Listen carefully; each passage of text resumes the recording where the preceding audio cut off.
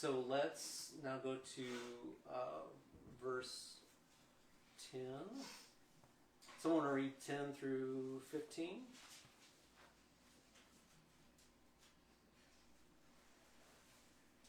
Anyone? Exodus 19. Yeah.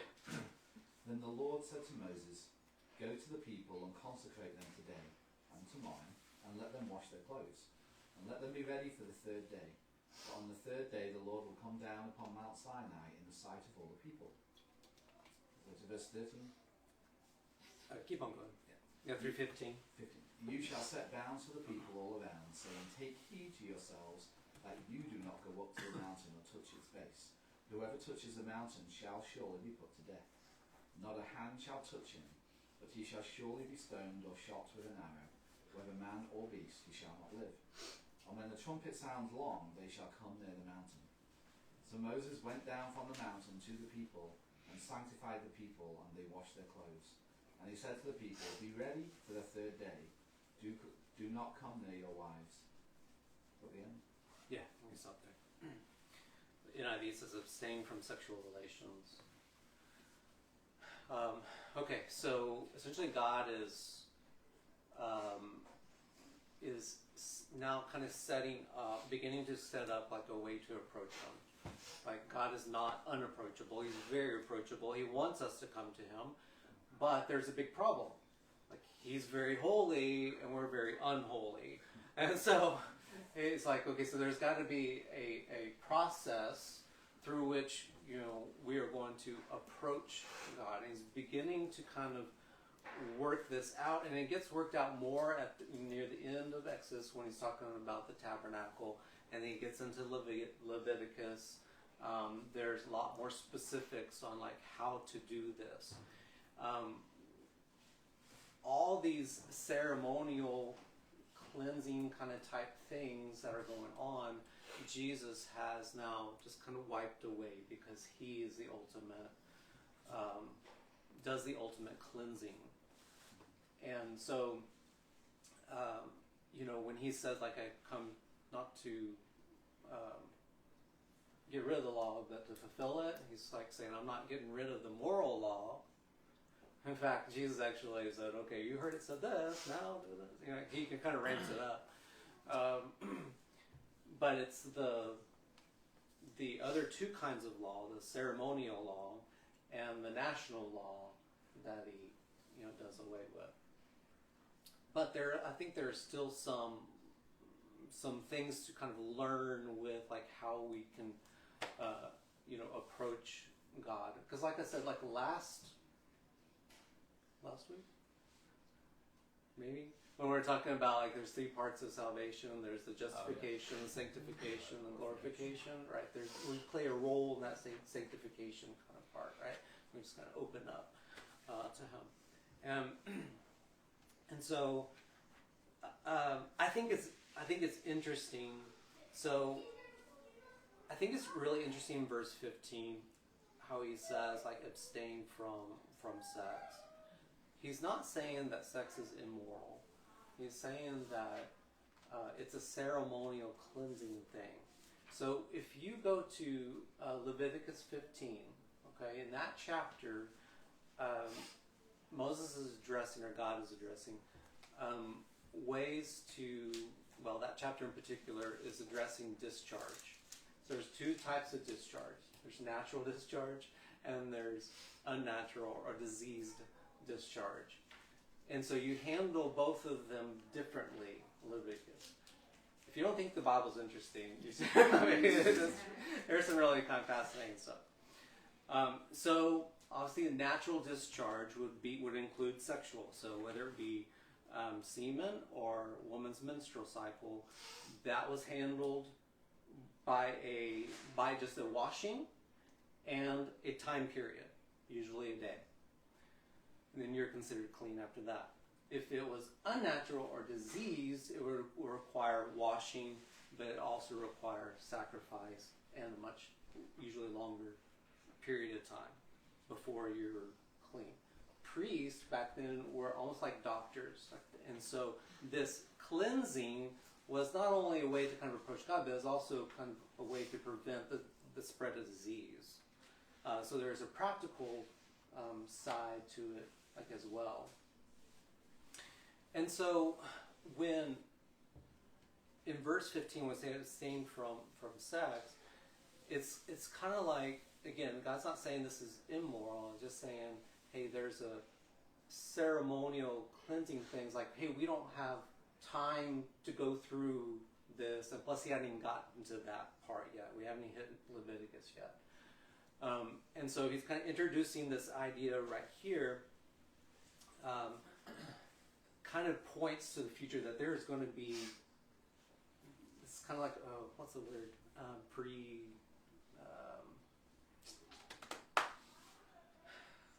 The word is not coming to me.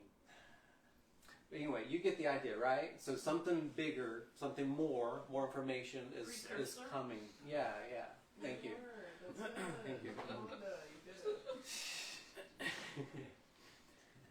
And so I thought it might be, I was going to say too that, so abstaining from sex is kind of like when we fast. Like, it's okay to eat and drink, right? There's nothing wrong with it. But it's okay to abstain from it for a while for a given purpose, for a spiritual purpose, to be able to pray and focus and hear, like, from God. It's the same kind of principle here.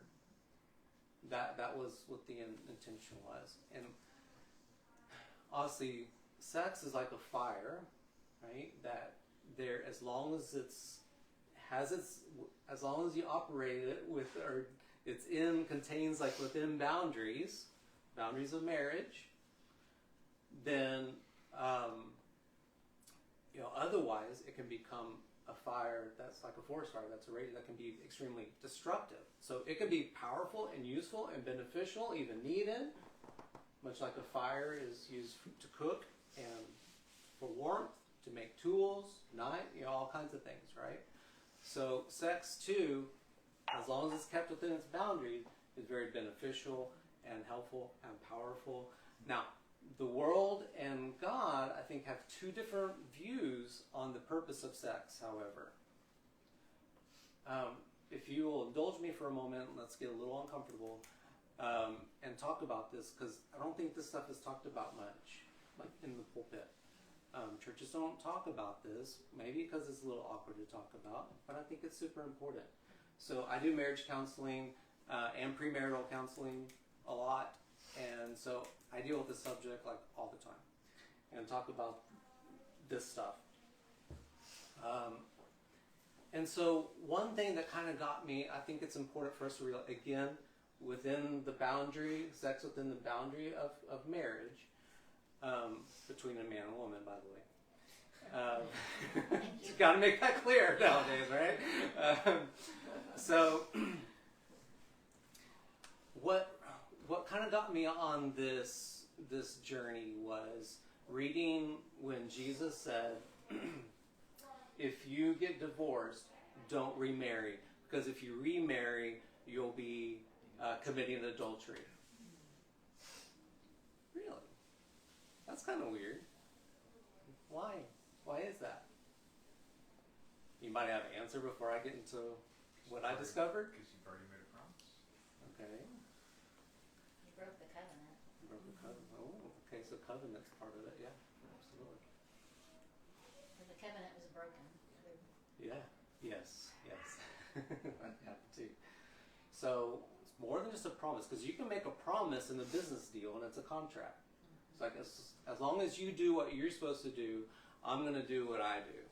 It's what I'm supposed to do. But when you stop doing what you're supposed to be doing, then I'm going to stop doing what I'm supposed to be doing. Covenant's completely different. And you make a promise either way. In both, a covenant and a contract. So a covenant is, even if you stop doing what you're supposed to be doing, I'm going to continue doing what I'm supposed to be doing. There's the difference. So, when we look at covenants, we start in the Old Testament. We have what? Animal sacrifices. There's a shedding of blood, right? For this, atonement, to become like clean before God. And to every covenant was established like through the shedding of blood. Hebrews talks about that, right? There is no forgiveness of sins. In other words, there is no covenant without the shedding of blood. So there is a physical thing that represents a spiritual like reality, spiritual truth. Okay, so something that we see that represents something we don't see, but yet it's true. Right? Okay, of course, New Testament, Jesus comes along, he's the ultimate sacrifice, he sheds his blood for any of us places our faith in him. Then we are forgiven. All of our sins are forgiven. Right? Past, present, future. Jesus shedding of his blood brought in a new covenant. A physical representation of a spiritual reality. Now, when God does something really, really cool, because when you have like two virgins that have sex for the first time, you have, you sure the kids are over there?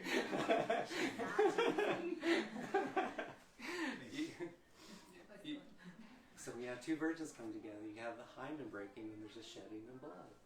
There's a physical thing that happens that represents a spiritual reality.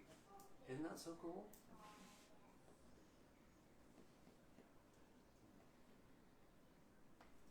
That's why.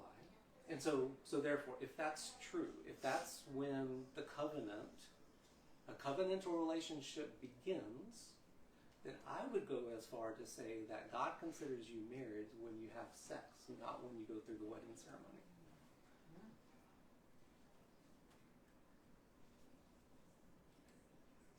There's a physical representation of a spiritual reality. That's why Jesus said it. And then, too, we say this in weddings, right? Let no man tear apart what God has brought together. And so that's what Jesus is talking about. Like, you can get a certificate of divorce and legally be divorced and say you have the freedom now to marry somebody else. But God says you're not divorced.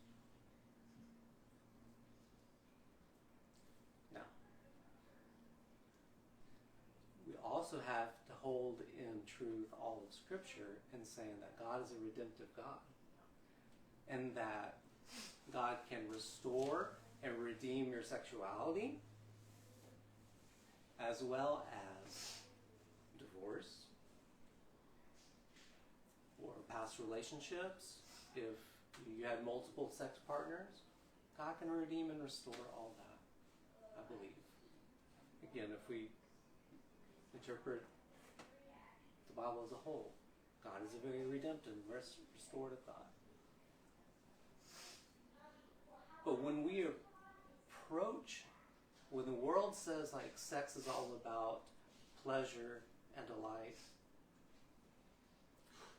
God says sex is about a covenant, a celebration of covenant. It is a sealing of a covenant. It is a kind of like, this might be a weird kind of analogy, but how we do communion in worship today is a remembering of Jesus' covenant that he, the blood that he shed for us, right? And so when we have sex, it is a celebration, again, within a marriage, context of marriage, it is a celebration and remembering of that covenant that has been established.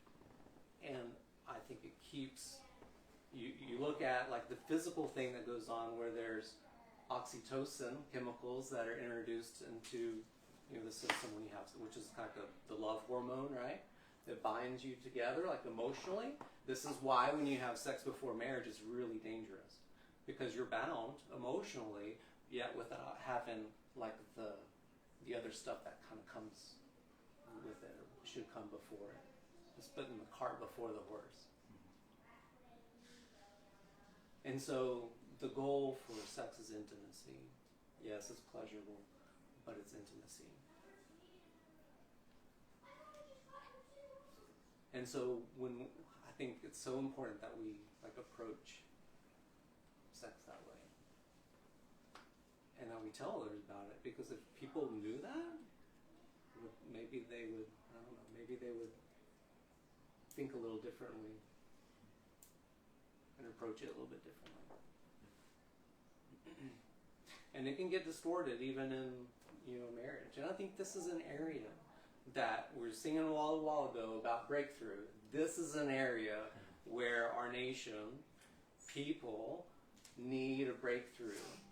Pornography is growing amongst the females at a greater rate than it is the male nowadays. This is an area that needs a breakthrough. And if part of, I think, healing that is helping people understand that this is a covenantal thing. It's what makes sex sacred again. Because it is. All right, any questions about any of that? Is that a little bit different than what you ever heard?